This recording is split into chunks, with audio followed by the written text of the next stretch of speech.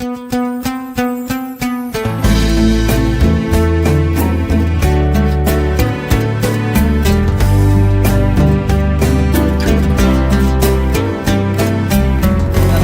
yang mulia ini ulun sampaikan satu ayat yang Allah firmankan di dalam surah Al-Mulk yang tadi kita baca. Allazi khalaqal mauta wal hayata liyabluwakum ayyukum ahsanu amala wa huwal azizul ghafur. Sadaqallahul azim. Dialah Allah yang menciptakan kematian. Jadi mati itu Allah yang menciptakan. Ketika seseorang mati, itu semuanya atas kehendak Allah. Ini tidak ada campur tangan daripada makhluk. Soal mati tidak ada campur tangan daripada makhluk. Andai kata, ini ada dalam hadis Nabi menyebutkan, seluruh jin dan manusia bermufakat untuk memberikan mudarat kepada kita, maka tidak akan bisa mereka memberikan mudarat kecuali yang telah ditetapkan oleh Allah. Seluruh jin dan manusia bermufakat hendak membunuh kita umpamanya. Kada bisa. Kada bisa membunuh kita. Jangankan membunuh kita, menusukkan satu duri ke kulit kita. Seluruh jin dan manusia bermufakat untuk menusukkan duri itu, maka tidak akan bisa sampai kecuali atas kehendak Allah. Alladzi khalaqal mauta, dialah Allah yang menciptakan mati. Dan kita pasti mati. Apakah sebabnya? Pasti mati. Karena sebab pun mati. Duduk-duduk sehat walafiat, habis makan mati, ada. Banyak. Kadang nunggu garing, kadang nunggu tuha. Bayi kadang-kadang belum lagi lahir sudah mati duluan dalam parut. Ada. Wal hayata, dialah Allah yang menciptakan hidup. Allah yang menciptakan kematian. Allah juga yang menciptakan kehidupan. Yang memberikan hidup kita ini Allah. Kita ini umpamanya kalau sudah wayahnya mati, seluruh manusia, seluruh jin, seluruh malaikat berusaha untuk memberikan kehidupan kepada kita, kada bisa. Idza jaa ajaluhum la yastakhiruna sa'atan wala yastaqdimun. Kalau sudah sampai masanya mati, kada bisa diundur sesaat, kada bisa maju sesaat. Kalau pak hendak berdahulu, belum sampai hendak berdahulu, kada bisa. Ulun jangan hendak berdahulu aja bunuh diri, itu kada berdahulu, memang wayahnya. Jadi jangan dikira orang mati bunuh diri itu inya berdahulu pada ajalnya, kada. Ya memang ajalnya di situ. Seandainya seluruh manusia, seluruh jin bermufakat untuk memberikan kehidupan, kada bisa hidup kecuali atas kehendak Allah. Kenapa Allah menciptakan mati, Allah menciptakan hidup? Liyabluwakum, untuk menguji kalian.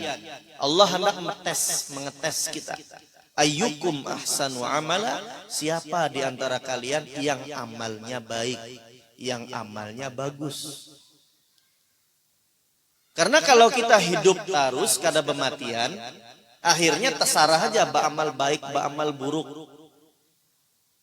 Nah, tidak ada planning yang baik ke depannya, itu kada ada. Jadi hidup kita, kalau kita hidup terus-terusan, ya, akhirnya kita berbuat sesuka kita, semau-mau kita. Lalu Allah ciptakanlah kematian supaya kita hidup nih beramal baik. Nah, itu tujuannya. Ketika seseorang diberi oleh Allah Ta'ala hidup, ujar Imam Al-Habib Abdullah bin Alawi Al-Haddad, umruka ra'su malika. Umurmu itu adalah modal berhargamu.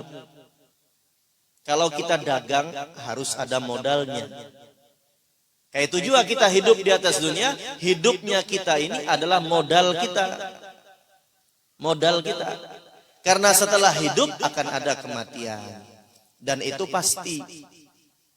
Adalah nang jamin kada mati.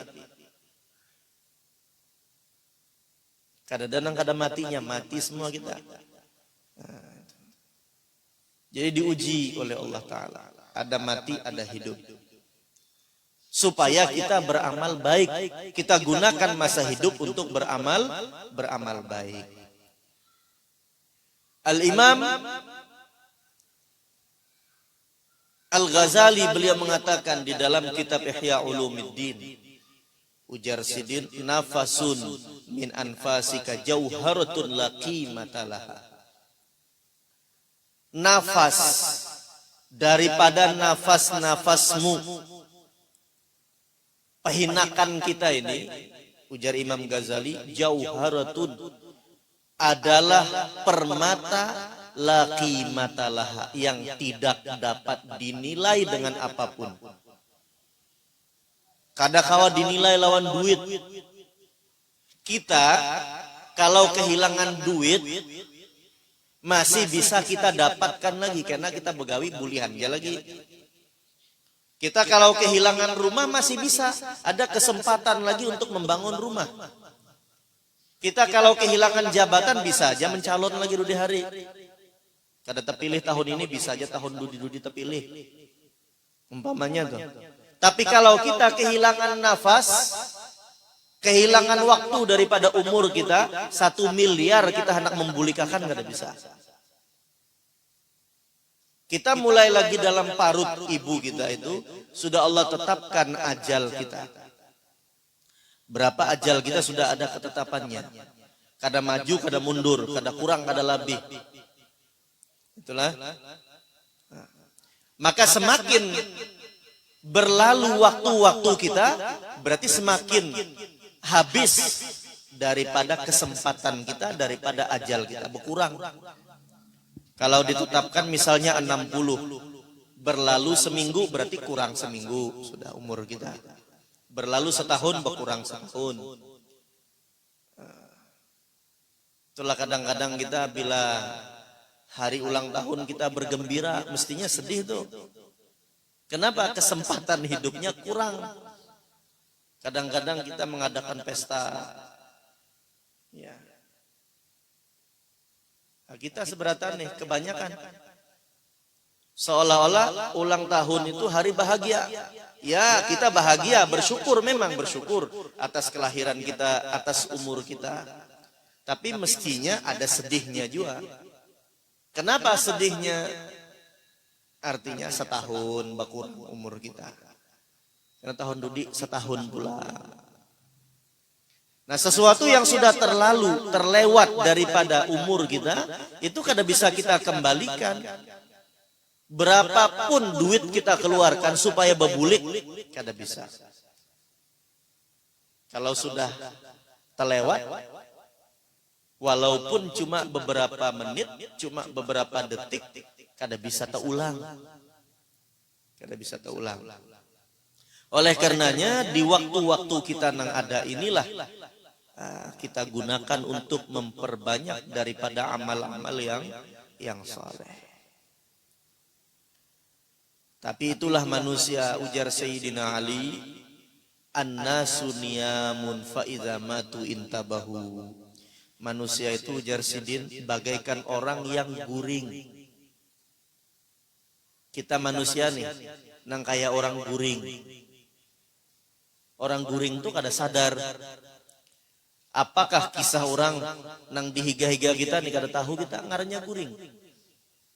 Fa idza matu, apabila manusia itu sudah mati, Israel datang, masuk liang kubur, melihat alam barzakh, sudah melihat nikmat kubur, sudah melihat siksa kubur, sudah melihat surga, sudah melihat neraka. Fa iza matu intabahu, hanyar sadar. Kalau sudah mati hanyar bangun. Waktu hidup guring. Sudah mati hanyar bangun. Apa ujar Allah dalam Al-Quran? Allah Ta'ala mengisahkan keadaan orang yang sudah mati. Rabbana absarna wa sami'na farji'na na'mal salihan inna muqinun. Ya Allah, absarna, kami sudah melihat. Ya Allah, kami sudah melihat. Apa yang dilihat? Ada siksa kubur sudah kelihatan. Ada neraka sudah kelihatan. Wasami'na, dan kami sudah mendengar. Bukan hanya melihat, kami pun sudah mendengar. Kayak apa rintihan-rintihan orang yang dipukul. Kayak apa rintihan-rintihan orang yang disiksa di neraka. Kami sudah dengar jeritan-jeritannya. Kalau sudah melihat, sudah mendengar, apalagi sudah merasa, farji'na, ya Allah, bulikahkan kami ke dunia. Na'mal salihan, kami akan beramal saleh, inna muqinun. Kami sudah yakin. Yakin yang sudah terlihat. Yakin yang sudah terasai. Kawalah berbulik lagi karena kawal. Na'mal salihan, inna muqinun. Kalau sudah masuk di alam kubur, masuk ke liang kubur, menyesal, apa guna penyesalan? Makanya Sayyidina Ali bin Abi Thalib, Sayyidina Ali ini pernah melewati kuburan. Lewat di kuburan. Sayyidina Ali, kita tahu beliau seorang sahabat yang dekat dengan Nabi. Banyak ilmu yang diambil dari Nabi. Ana madinatul ilim wa aliyun babuha. Ujar Nabi, aku ini kotaknya ilmu, Ali itu pintunya. Sayyidina Ali bin Abi Thalib pernah melewati kuburan. Apa ujar Sayyidina Ali? Ya ahlad diyar, wahai orang-orang yang tinggal di tempat al-muhisyah, yang menakutkan. Jadi sidin memandiri orang nang di dalam kubur. Ujar sidin, wahai orang-orang yang tinggal di tempat yang menakutkan. Alam kubur ini menakutkan. Kita nih kalau takutan lewat kuburan, lagi malam-malam, orang nang di dalam kuburan tuh lebih takutan lagi. Karena yang dilihatnya malaikat. Ghiladun syidadun, malaikat-malaikat yang sangar, malaikat-malaikat yang menakutkan keadaannya, siap menyiksa, siap memberikan azab. Jadi amun takutan kita lewat kuburan, itu kada seberapa dengan takutan orang di dalam kubur itu. Jadi kada kepikiran mahantui kita lagi nya. Ya mikir akan selamat kah kada aku nih.